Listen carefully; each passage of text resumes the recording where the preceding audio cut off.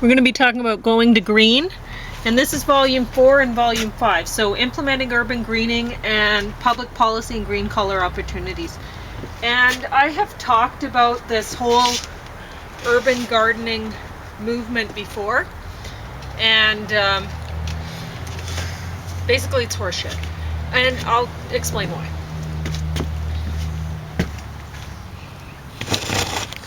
You might think, gosh, how can Pauline be saying that? Because here she is, she does all this urban gardening herself. But this is horseshit. I think that everybody, yes, each person who lives within an urban environment should garden for themselves, grow some of their food.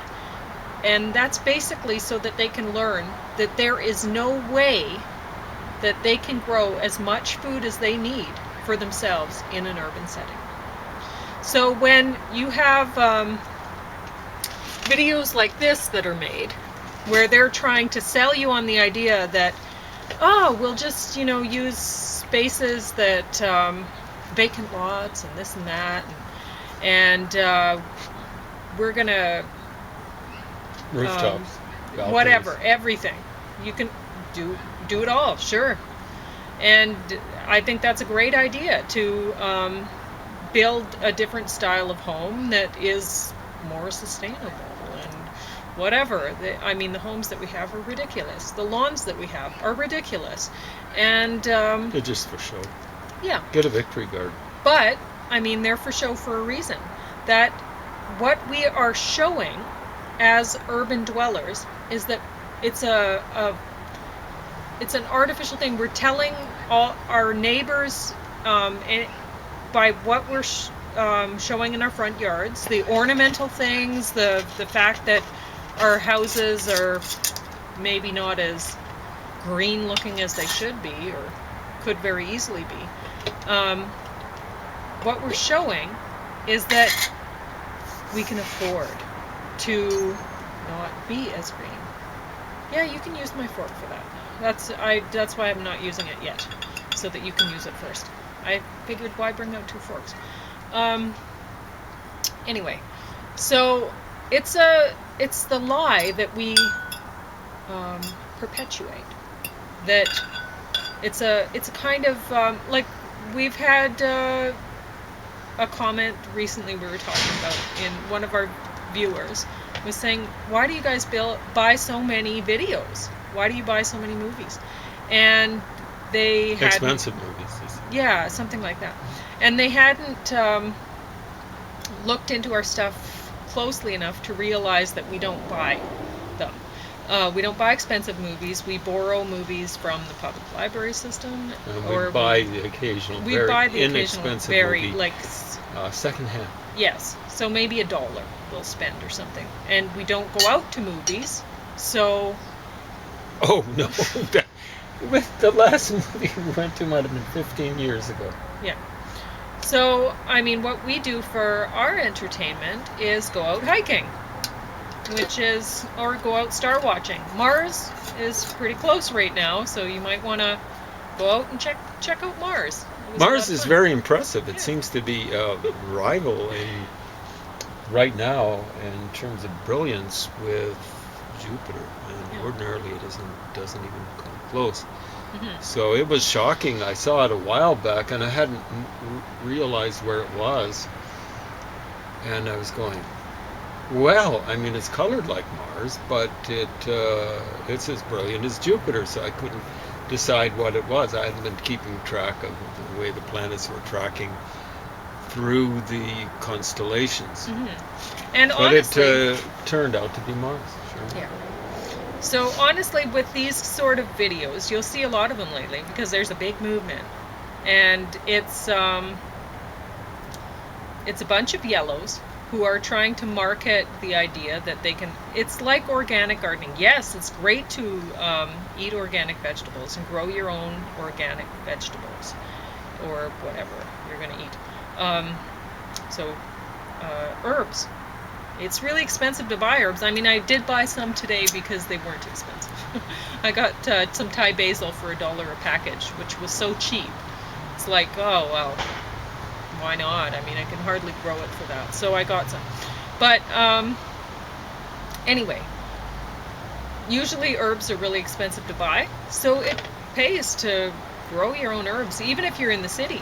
But there was one woman on this video here that was talking about, so volume 4, she was talking about how her big hopes are to have this urban farm that she can get to by public transit.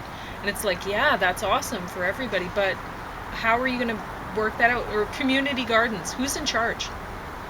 Often it's some red or some yellow, so it's some aggressive personality type, or it's a like this second one is a little more honest about public policy and green collar opportunities, which are really white collar opportunities, just colored green.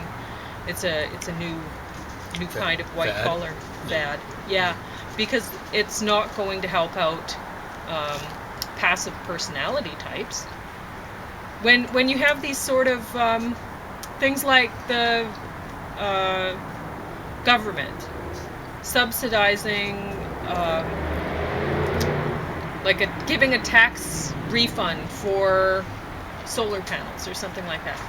Okay, how does that help out people who are living below the poverty line?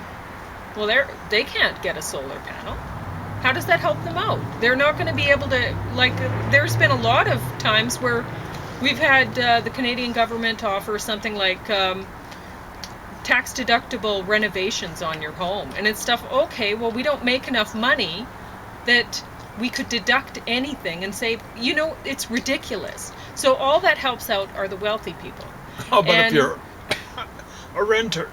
Yeah, exactly. It doesn't help them out at all. And there should be low-income housing that is set up, and the people who move into these places, it's just like subsidized housing, whatever, but they sign a lease, and in 25 years, they own it. It's like a mortgage, so they're paying rent on it, and they own it after 25 years. That should happen, instead of the government just paying money to landlords to let poor people live in apartments or whatever. It's ridiculous. It doesn't help. All it helps out are the landlord and whoever, the middle management people that are shuffling the money from the government to the landlords or whatever, right? And so the parties, and they landlords. get little bits along the way. They get little pieces of that economic pie. But the poor people don't. It doesn't help them out. And neither does this. So I really want to be into this movement, and I can't be because I see right through it. It's yes, everybody should, in an urban setting, should be growing their own produce so that they have some sort of sense, and they should get to know, wait, where is my food actually coming from? They should really do some research to know what they're actually eating, and produce most of the food for themselves that they can, cook for themselves. I don't mean like actually grow, because you're not going to be able to grow all the food or most of the food that you need in an urban setting. And that's even if you're going, there's a lot of urban trees that you could go harvest fruit off of. And some urban centers actually allow the citizens to do that, and they have maps. They even offer maps online to encourage people to go ahead and do that. Only a small percentage of people do it. If everyone did it, it wouldn't work out. It wouldn't work out, because the thing is it's basically we're living in it's like a feedlot. We're here in a feedlot. We've been herded into urban centers and to consume. We consume, and there's not enough room for anyone in an urban center to feed themselves. Even the wealthiest people living in the urban center, who have a pretty decent sized property or whatever, they still don't have enough to feed themselves. So poor people, no, they don't. They don't have enough. And these community gardens and stuff, well, who's in charge of that? And you have one person who's planted a tree in the middle of his plot. Oh, you get the shade plot behind him? Good luck growing something on that plot. You know, it's not managed properly, and there are certain people that benefit more than others in every case. So grow what you can on your own. Learn whatever you can about where your food is coming from and how to cook for yourself and how much you actually need.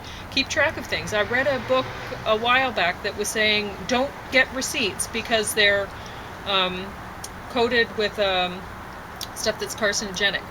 Well, how much are you touching that receipt? Right now you shouldn't be at all. You should be wearing gloves when you're grocery shopping. So when you're picking up that receipt, you're not touching it at all. You should be wearing gloves because you don't want to have to sanitize your hands with alcohol and kill the probiotic bacteria on your hands. You need that alive so that you can stay alive. And how long are you going to be using hand sanitizer? If you do it every once in a while, well, you'll replenish your probiotic bacteria on your hands from the rest of your body. But if you keep doing it every day, well, you're not going to be doing so well. So wear gloves right now and touch that receipt with the gloves and put it in a file or something like that. And maybe just write down the information off into a spreadsheet or whatever. Type it up. And then you can figure out, oh, this year I ate, 60 pounds of carrots in the month of October and November. Who knows? We'll see how much we eat. We might do that. We might just. Because right now we're eating a burger that's a pulp burger. And how's the pulp burger? That's great. It seems like it's falling apart a little more than it should.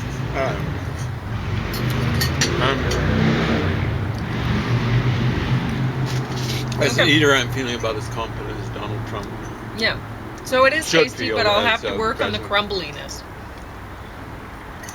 Because what I did is I used chickpea, and they don't hold together. They're not as sticky. And I used sunflower seeds, which again, not as sticky as some of the other stuff. It held together until close to the last moment. So Yeah. So I might You're have very to add close some other to stuff. getting What I do is I make a little mix, like in a bowl this big, when I try a new recipe, and then I'll tweak it into a bigger batch once I get it right. And so this one's a little bit crumbly still. But also, I broke pretty it down to get, so I wouldn't have to open my mouth up to an excessive degree. Oh. See, I already broke Okay, it well out, maybe that's so the problem. Okay. See, So I'm I'll, trying to munch it back together yeah. again. So that's on me. So I So- just didn't want to look like a big steam shovel eating a burger. Really, So I this green mashed movement it is down. all about the green collar opportunities for some reds and some yellows that don't give a hoot about saving the planet or anything like that. Either they are ignorant of the fact that we can't live green. This urban lifestyle is not sustainable. Either they're ignorant of that fact, or they're lying. Well, And that's probably more likely the case. no, I would say they're lying to themselves. It's intellectual dishonesty. But there's a lot of that going around. So that's more of a yellow thing. But yeah, start paying attention to how much you actually eat. And it's a lot easier if you're getting actual vegetables and beans and stuff. If you're getting processed food, well, you don't know. You're like, what percentage of this is this and whatever, you don't know. So don't eat processed food for a number of reasons. That's just one.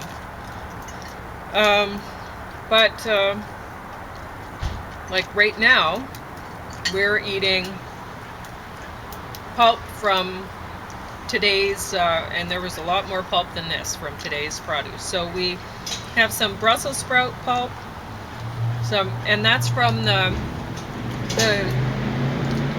outer leaves of the Brussels sprout that you peel off, so that the ends that you cut so that you can see whether there's worms inside the Brussels sprout, because you eat with your eyes first. And I was feeding James earlier today a normal looking Thanksgiving dinner with some Brussels sprouts and stuff, and if he had come across some nasty looking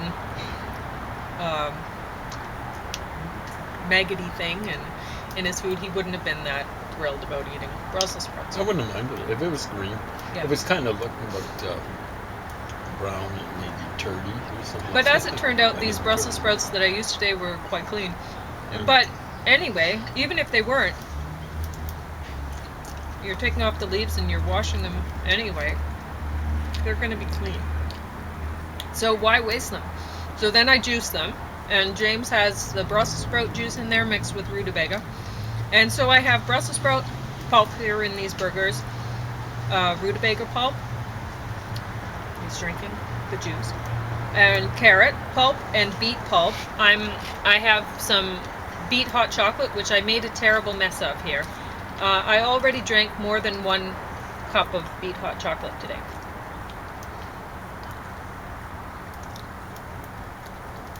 Hot chocolate beet, whatever. And it's yum. So it's really easy to make. If you look back, probably last fall, you'll be able to see how I made beet hot chocolate. It's really easy, and you can probably figure it out without looking back. But anyway, in the rest of these patties, I have celery seeds, which are a good antidepressant. So coming into winter, we're having less and less sunlight.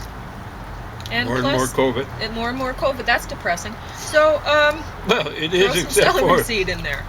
a certain breed of right-wingers that just seem to be irrepressible when it comes to COVID. Hey, let me get out there, get infected, and infect others, you know? So just, it's easy for me. Look at this stuff like when I used one head of garlic, so I don't know how many cloves were in there, quite a few, 12 maybe. And, but that was in more burgers mix than this. Like I said, sunflower seeds and some cooked chickpeas. So, cumin, oregano, ancho chili powder, some sea salt. That was it. So it's a pretty good burger. I'm pretty happy about this patty, and it's a little dry there. Oh, I put buckwheat in there too, and I think I put too much. That's why it's so dry too. But so I don't think I needed to put as much as that. But it's tasty. I wouldn't recommend these videos. What I would recommend is that you actually start producing some of your own food in an urban setting, so you know how much you're actually eating, what percentage of your diet you're actually contributing to by growing it yourself. It'll help on so many levels. Like, just gardening is such a good thing to do. But yeah, you need to learn that you can't possibly produce all this yourself. You need to realize, oh, wait a minute, you know, if I grow carrots, I can't possibly grow them for as cheap as I can get them in the store. And I mean, when you're growing things in an urban setting, you're paying a premium for taxes on the property. And if you're growing things in a rural setting, it's so cheap for property taxes. It's ridiculous how much less you pay for property taxes. So this one woman who's saying, oh, I want a farm that I can commute to on the public transit. Oh, how nice for you. You know? Not everyone can have that. Where was she located? I don't know. It's ridiculous to even think that that should be a possibility for you. You have to have a plan so that you say, okay, well, yeah, I would like to eat organic every day, and I can't possibly afford to pay somebody else to produce that for me, and you shouldn't anyway, because honestly, you don't know how they've produced the stuff, whoever they are. They're going to tell you whatever marketing dream you want to hear so that you buy their product. So you may have that idea, yes, I want to eat organic. Okay, so you better learn how to grow it yourself. And you better figure out how much land you need to actually sustain yourself. and then have an escape plan. So you're living in the urban center now, you've been herded here, and oh dang, you've just realized how much land you actually need and that you can't grow it all yourself here. How many years of being here is it going to take for you to earn the income to get out, to have an escape plan, to get out and grow your own food somewhere else? And where are you going to live and where all this stuff? So start planning right now. James going to talk about some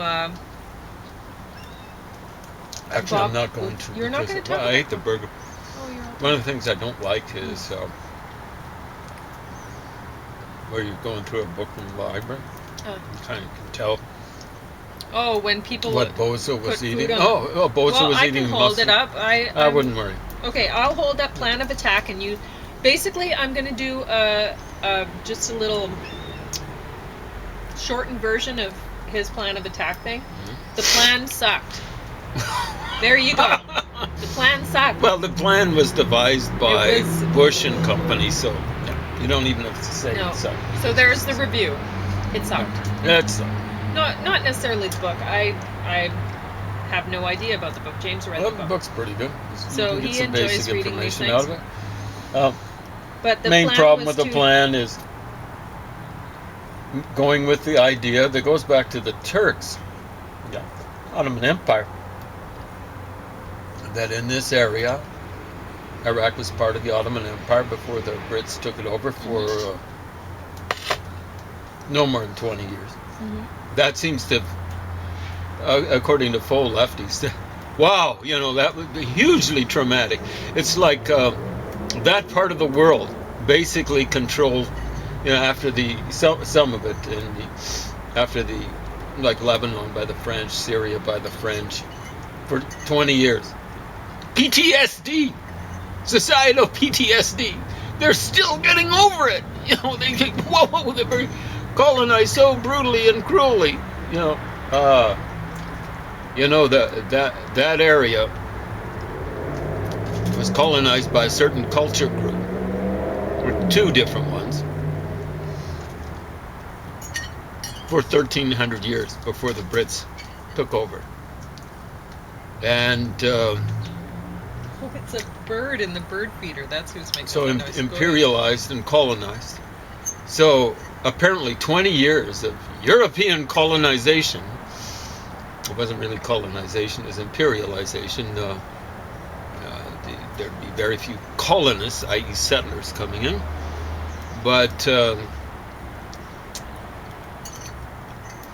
was way worse, not even worse, than 1,300 years of colonization, real colonization, and real imperialization. People of color.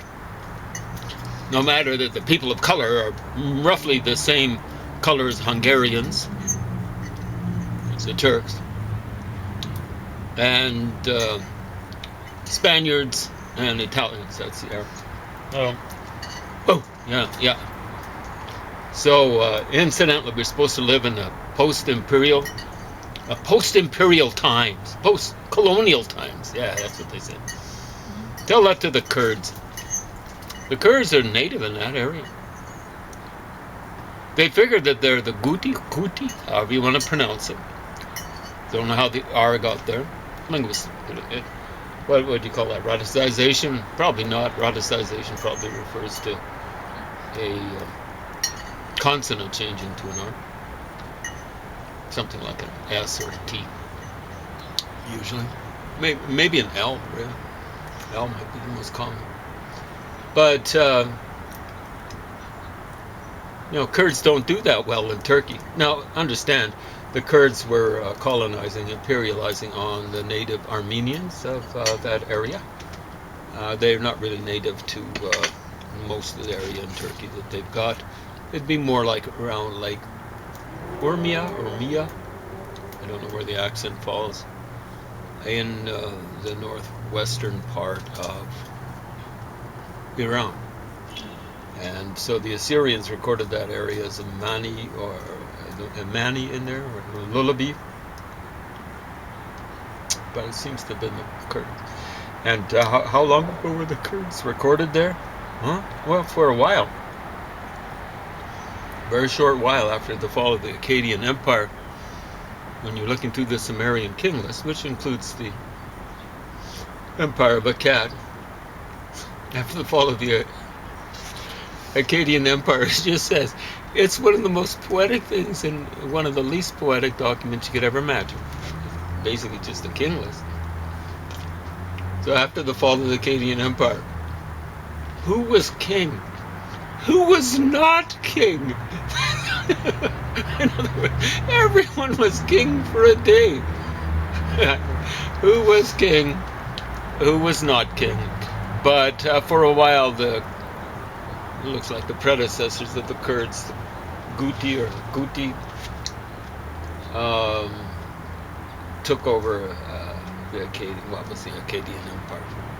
So, well, not all of it, just Mesopotamia, stuff like that. So, a plan of attack.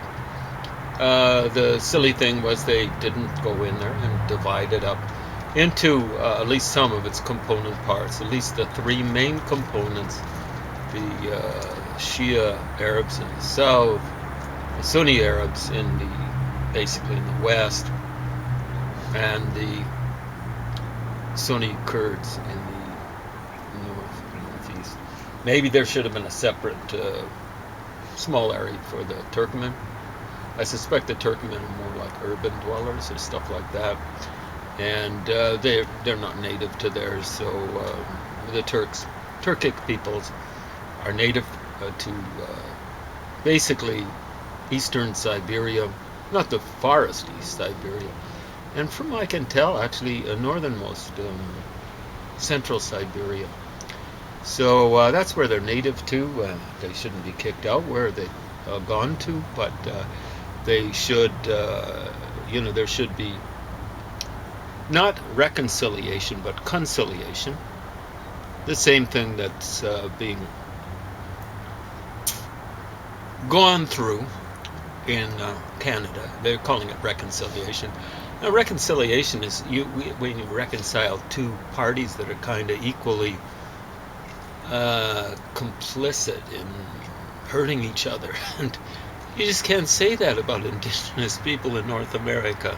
Well, you can say it, but it ain't true. So what I've been telling indigenous people around here, anyone who cares to listen, and they seem to be relatively intelligent. Maybe they're just human, I don't know. They should just drop the RE off. Not reconciliation, but conciliation. So what that involves is an apology, promise it'll never happen again, and I'd say reparation of some description or another for people who've gone through things like residential schools and so on and so forth. But the same thing applies to the Turks, who are not just imperialists but colonizers in Turkey. And they ethnically cleansed Armenians different times. In my granddad's lifetime, three different times. That's pretty ambitious. And Greeks also, they ethnically cleansed 1.5 million of them, according to one account that I ran across after World War I. And you don't have to search too hard and too long to find out that the Greeks are in the western part of present-day Turkey. I'm not talking about around Constantinople in Europe. I'm talking about the Asian